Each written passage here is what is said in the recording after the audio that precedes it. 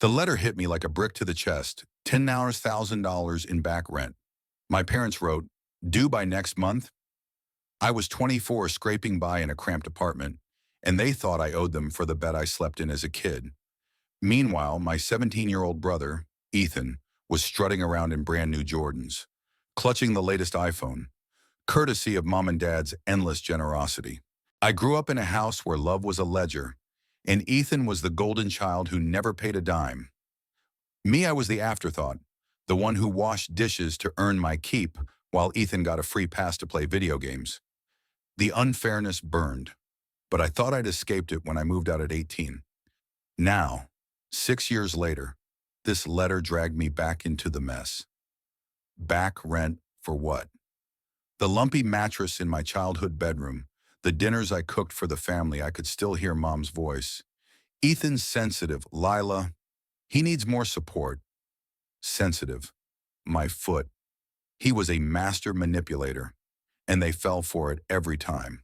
I drove to my parents' house that evening. The letter crumpled in my pocket. The familiar cul-de-sac felt like a trap closing in. When I walked in, Ethan was sprawled on the couch, scrolling TikTok, while Dad handed him a $50 bill for gas. I nearly laughed at the absurdity. Gas for what the kid didn't even have a job. Mom greeted me with a tight smile, her eyes darting away like she knew what was coming.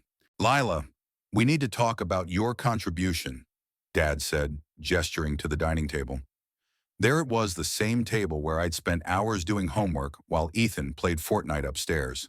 I sat down, my heart pounding. Contribution? I asked, my voice sharp. You mean the $10,000 you think I owe you for existing? Mom fidgeted, twisting her wedding ring. It's not like that. Lila, we provided for you all those years. It's only fair you give back now that you're working. Fair. The word tasted like ash. I worked 2 jobs to afford college. While Ethan got a car for his 16th birthday, I cleaned the house, mowed the lawn, and still got grounded for a B in math. Ethan. He failed half his classes, and Mom baked him cookies to cheer him up. I glanced at Ethan, who hadn't even looked up from his phone. What about him? I asked, pointing. Does he owe back rent too, or is he still on the free ride? Ethan smirked, not bothering to deny it. Dad's face reddened. Ethan's still in school. He needs our help. I laughed, a bitter sound that echoed in the room. Help? You bought him a $1,000 phone last month. Meanwhile, I'm drowning in student loans. And you want me to pay for the air I breathe as a kid? The argument escalated fast. Mom started crying, saying I was ungrateful. Dad slammed his hand on the table, shouting about responsibility. Ethan just sat there, smirking like he was watching a reality show. I felt like I was 12 again, begging for a sliver of the attention they showered on him. But this time, I wasn't backing down. You want to talk about fair? I said, pulling out the letter. Let's talk about how you paid for Ethan's summer camp, but told me to figure it out when I needed books for school. Or how you let him crash your car and bought him a new one, while I got screamed at for spilling juice on the carpet. Mom's tears stopped, replaced by a defensive glare. You're twisting things, Lila. We did our best. Their best. Their best was a childhood where I felt like a tenant, not a daughter. I stood up, my chair scraping the floor. Your best was picking one kid over the other, and now you want me to pay for it? No way. I stormed out, ignoring Dad's shouts and Mom's pleas. In the car, my hands shook as I gripped the steering wheel.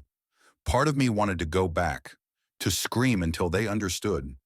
But another part, the part that had spent years swallowing resentment, knew they never would.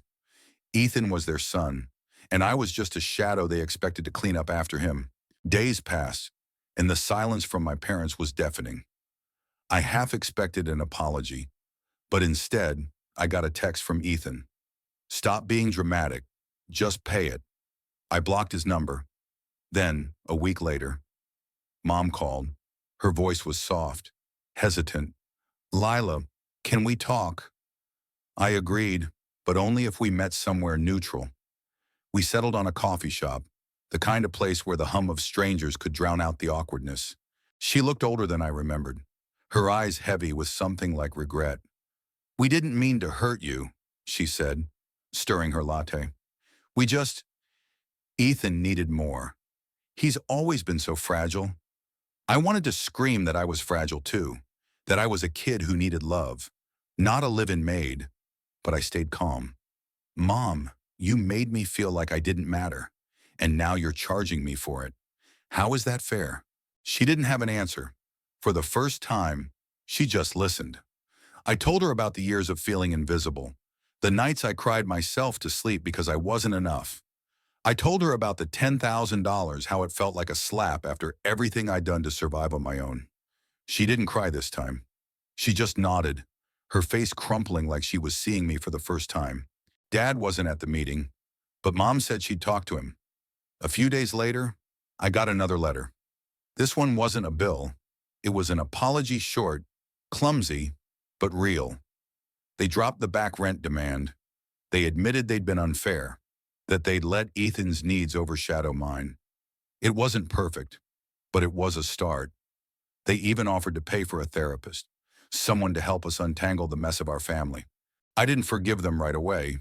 Trust is a slow build, and mine was in pieces, but I agreed to family counseling, one session at a time. Ethan, predictably, threw a fit about it, but Mom and Dad stood firm at first. I don't know if they'll ever stop spoiling him, but at least they're trying to see me now.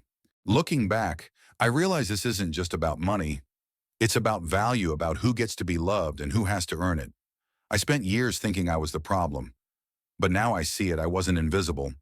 I was just in a family that forgot how to look. Maybe, just maybe, they're learning now.